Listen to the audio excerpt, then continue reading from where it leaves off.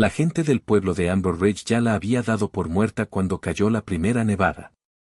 Hablaban de ella en susurros adentro de la tienda de abarrotes, diciendo que una mujer sola no iba a aguantar el invierno de Wisconsin en tierra que ni siquiera era suya. Se equivocaron, pero nadie lo sabía todavía. Lo que no veían era lo que esperaba debajo de su leñera. Lo que no sabían era el secreto que estaba construyendo en la tierra congelada. Y lo que jamás se imaginarían era cuántas vidas iba a salvar ese secreto antes de que llegara la semana más fría en 15 años y cayera como un mazazo sobre todo el condado. Margaret Thornley tenía 32 años cuando empezó el problema. Noviembre de 1891 llegó filoso, frío y temprano. Su esposo Thomas llevaba 7 meses muerto. La pulmonía se lo llevó rapidísimo, dejándola con una casita chiquita, un establo torcido, una leñera y un título de propiedad que ni siquiera le permitían reclamar. Y ese mismo verano apareció el hermano de Thomas con papeles del papá diciendo que la tierra no era de ella. No tenía hijos ni lazo de sangre con los Thornhill. Para ellos, nomás era un estorbo. Le dieron 30 días para largarse. Ella no se fue. La granja quedaba a 12 millas al norte de Amber Ridge, puro bosque, nieve y millas de silencio. La mayoría creía que se había ido al sur a vivir de la caridad.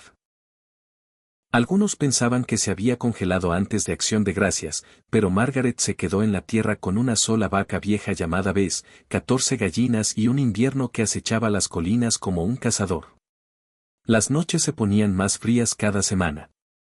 El suministro de leña, que antes le llegaba fácil del aserradero de los Thornhill, se cortó en cuanto se negó a irse. El grano dejó de llegar. La ayuda dejó de llegar. Hasta las caras amigables dejaron de llegar. Una mujer sola ya era cosa rara por estos rumbos. Una mujer peleando por tierra que legalmente no le pertenecía ponía nerviosa a la gente.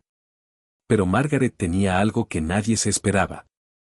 Tenía un conocimiento enterrado bien hondo en la memoria, de cuando era niña y se sentaba junto a la fogata de un minero de carbón.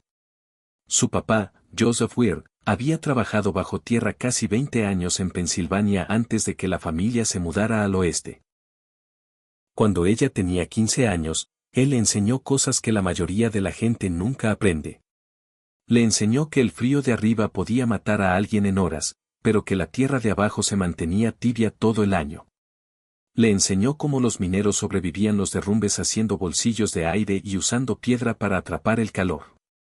Le enseñó que cierta tierra, si la mezclabas bien, podía guardar el calor como si estuviera viva. Ella no había pensado en esas noches en años, pero ahora le regresaban como instrucciones de un fantasma. El 3 de noviembre, con la escarcha ya metiéndose en los campos, agarró una pala y se fue a la leñera. Era una estructura sencilla, de 10 por 12 pies, parada sobre 6 piedras planas de caliza en vez de tener cimientos de verdad. Debajo todavía había tierra lo suficientemente suave para cavar, pero apenas. En una semana la escarcha la iba a endurecer como hierro. Si quería vivir, tenía que apurarse. Empezó a cavar debajo del piso de la leñera, sacando 12 libras de tierra cada vez en un cubo de madera. Llevaba cada cubo al bosque y lo regaba donde nadie lo notara. Le salieron ampollas en las manos, se le tensó la espalda y cada respiración le dolía como cuchilladas. Aún así siguió cavando. Y cada hora que trabajaba era una hora más que no se congelaba en la casita que no podía calentar. Al 9º día ya había tallado una cámara escondida de 8 pies de largo, 6 de ancho y 5 de profundo. El piso lo forró con paja. Las paredes las dejó lisas de barro y tierra apisonada. El techo era el piso de la leñera misma, que reforzó con vigas cruzadas de roble que sacó de una cerca vieja. Pero no paró ahí. Sabía que necesitaba aire. Sabía que los refugios subterráneos mataban tan fácil como salvaban. Así que hizo un tiro de ventilación con un tubo viejo de estufa que encontró atrás del establo. Lo inclinó hacia arriba para que el humo y el aire caliente subieran mientras bajaba el aire fresco. Tapó la salida de afuera con leña apilada para que nadie que pasara lo notara jamás. Metió cobijas de lana, un edredón que su mamá cosió hace años y pieles que Thomas había curtido antes de morir. Hizo un lugar para dormir lo bastante caliente para aguantar noches que pronto bajarían bajo cero. Luego construyó un horno de barro en la esquina. Lo formó con piedras de río, cada una elegida porque absorbía el calor como esponja. Mezcló barro, tierra, agua y ceniza, tal como le enseñó su papá.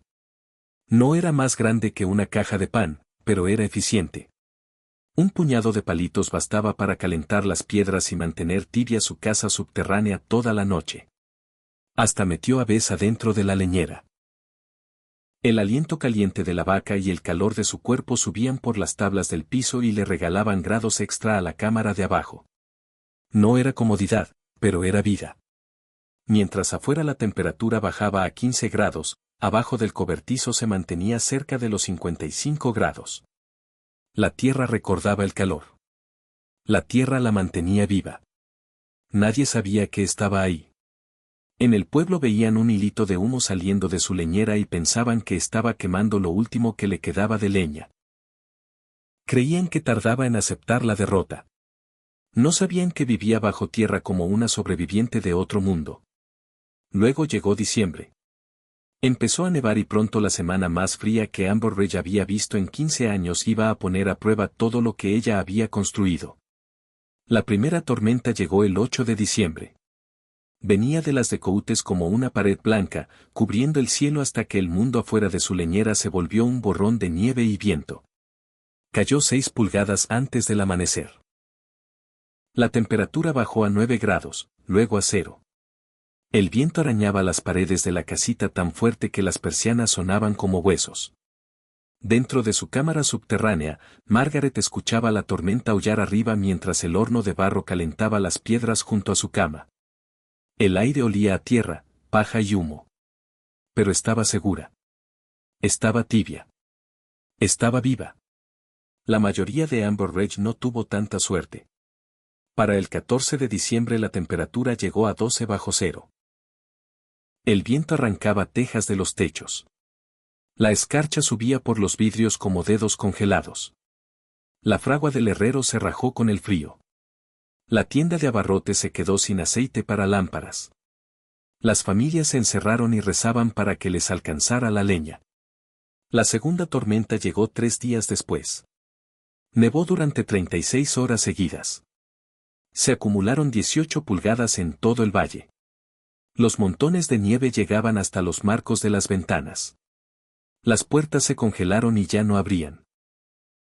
Entonces llegó el frío de verdad, 19 bajo cero, 23 bajo cero, 27 bajo cero. Y el 20 de diciembre, la mañana más fría en 15 años, le cayó a Amber Ridge como un martillazo, 31 grados bajo cero. Un viento tan filoso que cortaba la lana y convertía el aire en muerte. La gente decía que un hombre podía congelarse en minutos si no estaba preparado. Tenían razón.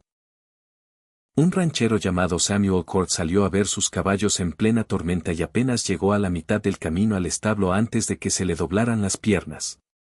Su hijo lo encontró una hora después, medio enterrado en la nieve. El doctor lo salvó, pero no completo. Los dedos de las manos y los pies se le pusieron negros antes de Nochebuena.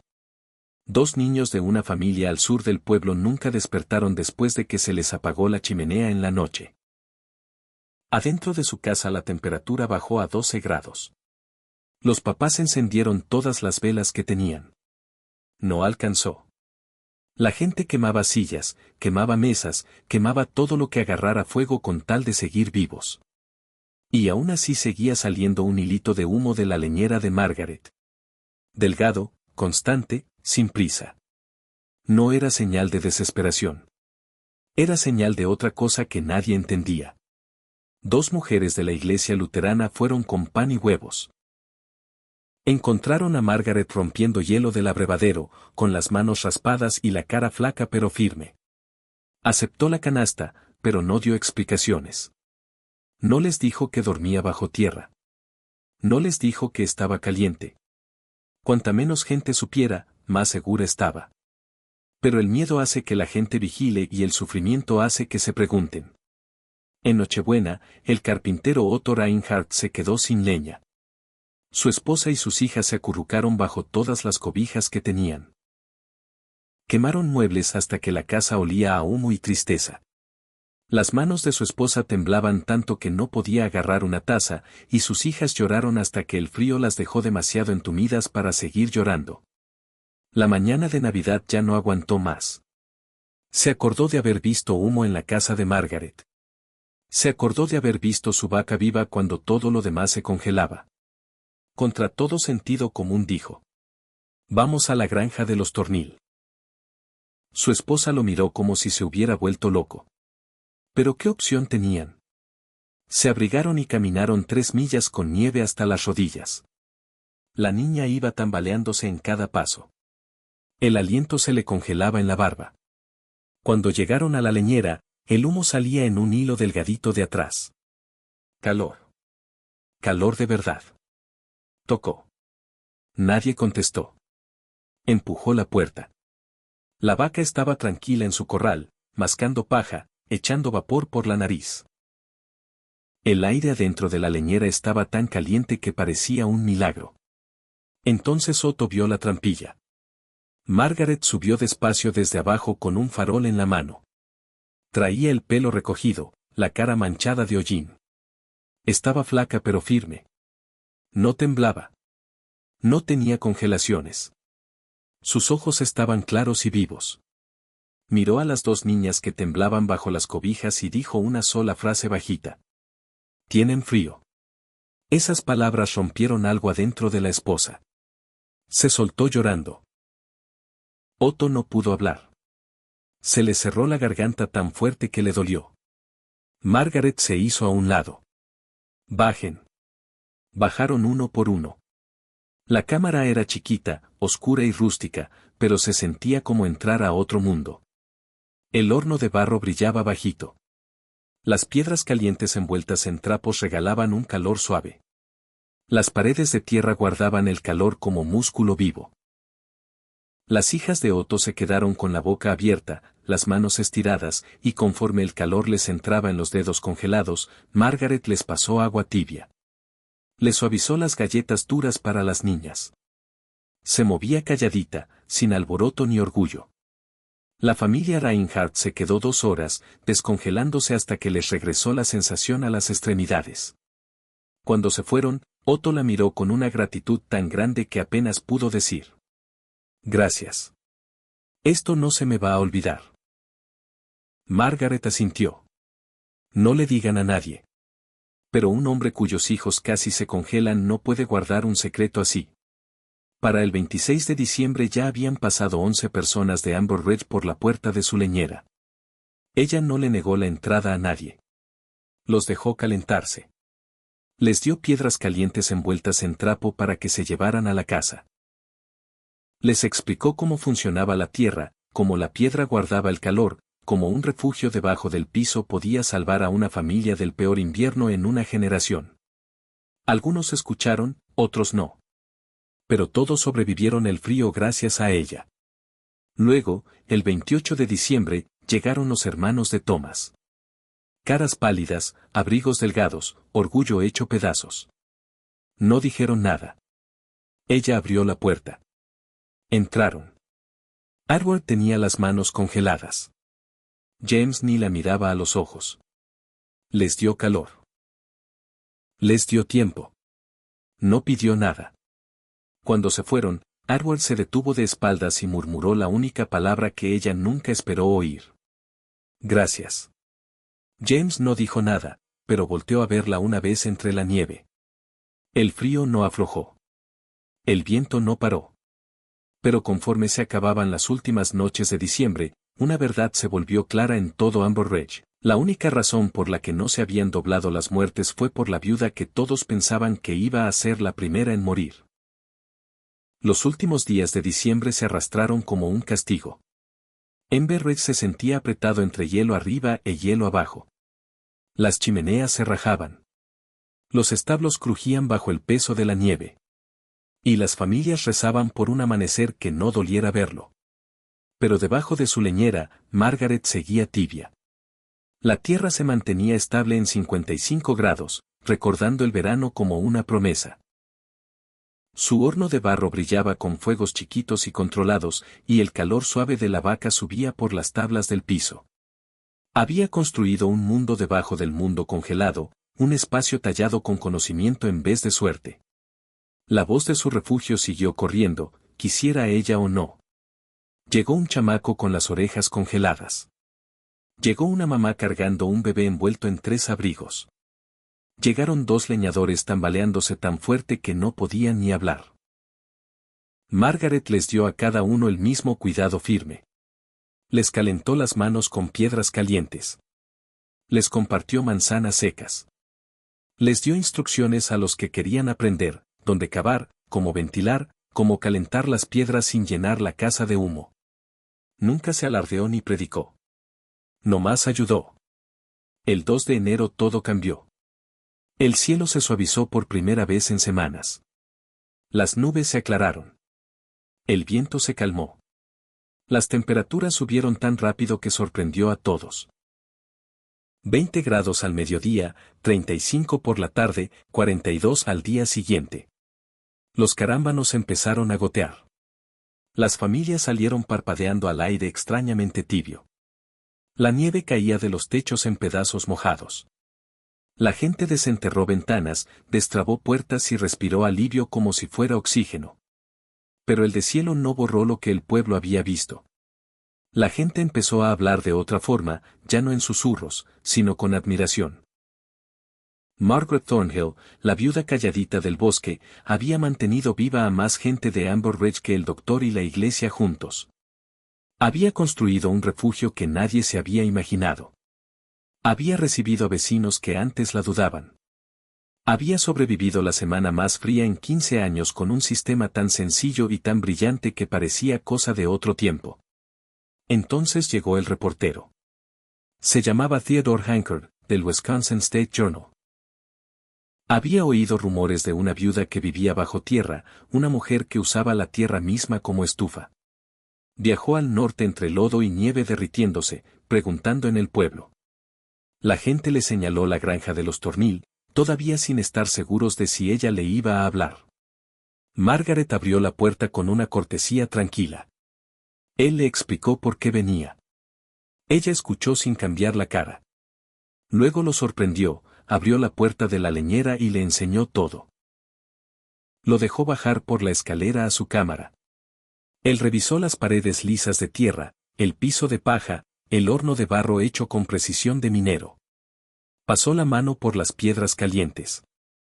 Estudió el tubo de ventilación y cómo lo había disfrazado bajo la leña apilada. Garabateó notas tan rápido que casi se le rompe el lápiz. Ella contestó cada pregunta, ni orgullosa ni tímida, nomás clara y sencilla. Para ella no era una historia.